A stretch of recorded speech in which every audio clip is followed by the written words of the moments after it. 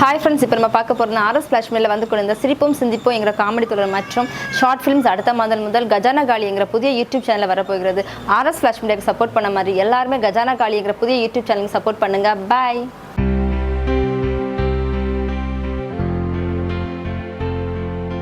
ஏய் பாடுறா, இதோ பாடுறா உட்காந்துருக்கான். இவன் என்ன தனியா உட்காந்துட்டு இருக்கான்? தெரியல பாப்போம். டே மச்சான், ஏன்டா தனியா உட்காந்துட்டு இருக்க? வாங்க வாங்க வாங்க உட்காருங்க.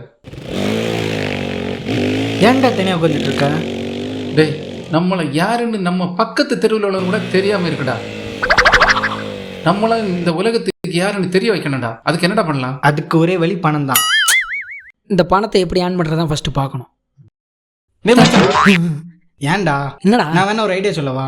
சொல்லுடா. நம்ம 3 பேரும் சேர்ந்து காசை போட்டு ஒரு 50 கோடி ரூபாய் லாட்டரி சீட் எடுப்போம். எடுத்தா நம்ம ஒரு நல்ல பணக்காரர் எல்லாம்.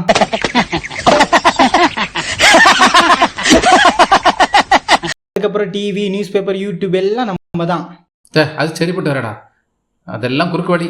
நம்ம திறமையை வச்சு முன்னேறணும். அதுக்கு என்ன வழி உண்டு அதை யோசிங்க. மாப்பிள, திறமை மட்டும் இருந்தா போதாது, காசும் தேவை.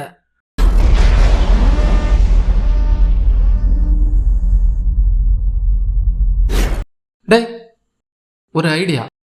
நம்ம 3 பேருமே திறமை இருக்கு. நாம ஏன் சோசியல் மீடியா பயன்படுத்தக்கூடாது? டேய் மச்சான், சோஷியல் மீடியால அப்படி என்ன பண்ணலாம்? டேய் வாங்கடா, டீ குடிக்க போலாம்டா. அவன் டீன்னு அலைகிறான் போ.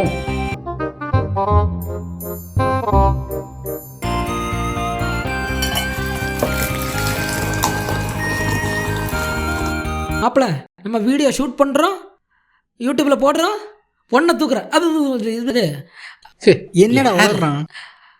இல்ல இல்ல, அது அப்லோட் பண்றோம், நம்ம யாருன்னு காட்டுறோம். சரி, காட்டிய 2வது ஃபர்ஸ்ட் 3 எப்படி? மச்சான் டீடா இங்கடா. படா அண்ணா ஒரு டீ.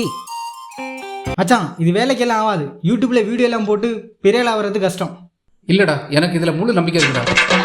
நம்ம மக்கள் பார்க்கும்படியா, ரசிக்கும்படியா, சிந்திக்கும்படியா வீடியோ எடுத்து அப்லோட் பண்ணுவோம்டா.